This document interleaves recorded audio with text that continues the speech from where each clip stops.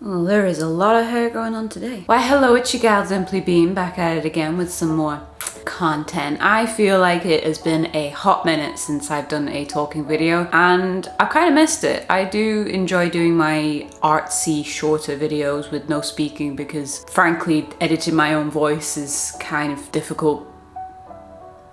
I sound irritating, I'm not gonna lie. But I do feel that some of you prefer the talking videos. I don't know how many of you particularly, but I know there's a couple of you that actually like hearing me talk for some weird, bizarre reason. Let's move on. So today I wanted to show how I did bigger eyes. Now, I very rarely do this type of thing. I mostly do it off camera. In fact, the main reason why I don't do it often is because it takes a lot of effort, but I want to do it more because I feel like it really adds to a look. Okay, right, let's move on. Let's get on with the actual video because I always do this. I end up rattling on for 10 minutes and then I have to edit it down. It's painful. So the first thing I'm gonna do before I continue is bring you in nice and close. Now, I would zoom you in, kind of like so.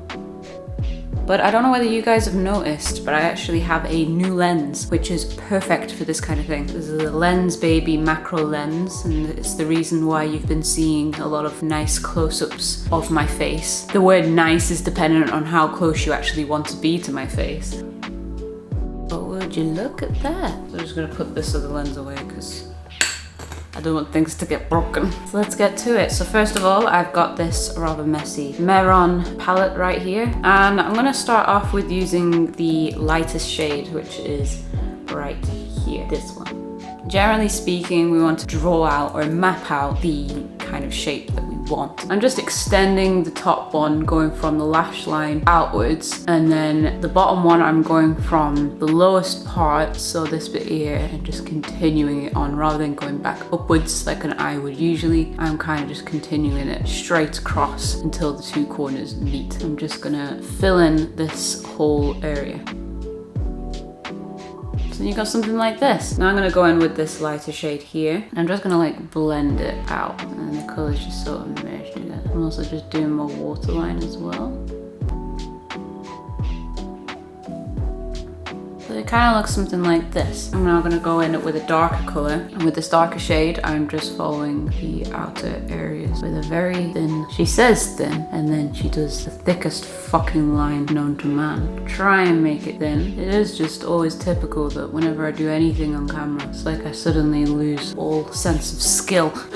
The reason why I did a beige color before doing the white color on top is that I feel that eyes are never truly completely white, and I think when you do just go straight in with the white and nothing else, it kind of makes it look a bit weird. It looks a bit too false. Because you know this is such a natural look and everything. Moving on, I've got a brown pencil liner from e.l.f. I've got a black tip, like felt tip type eyeliner from Movie Star. I actually remember getting this. The first one I'm going to start off with is the brown liner to add some dimension.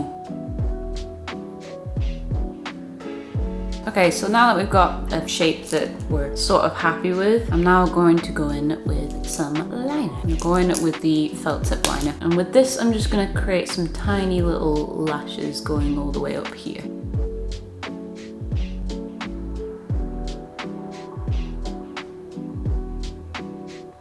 Well, generally speaking, the more mismatched, the more like random you make these lines, the better, because let's be honest, lashes aren't perfect. So these lashes shouldn't be perfect either. It's looking weird.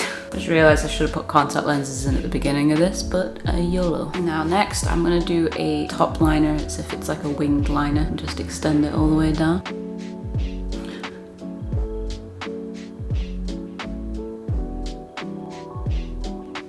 When you draw your winged liner too long, so you just extend your eye. Oh shit. Why does that look so ridiculous to me? Okay, so if you're generally happy with the shape of it, then this is a perfect time to move on to making more lash. Curled them, I'm gonna stick on some mascara. The difficult part now is not putting mascara on your bottom lashes, which I almost did and potentially ruined this whole operation. Obviously you want to put on some false lashes, but you've now got a lot of extra lash potential here. Take some lashes that you haven't trimmed before. So usually you would curl your lash, bend it so then it's more curved, so then it fits the curve of your eye a bit better. But in this case, you don't want that because you're working with a very straight line. So I generally keep my lash looking very straight like this. So if this is the edge here, you want to stick it so then it follows the eye like that.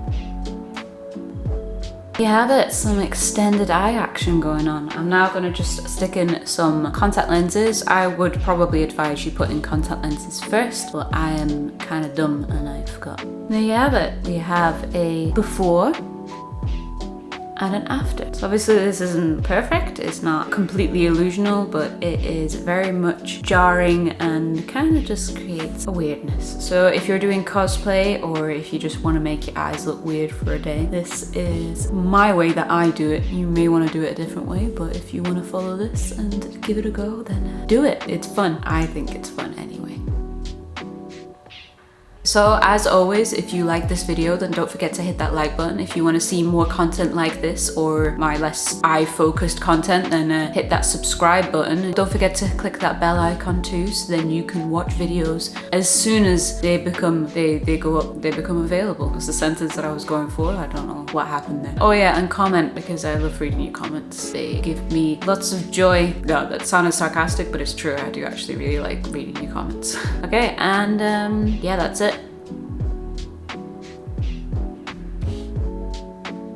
Bye.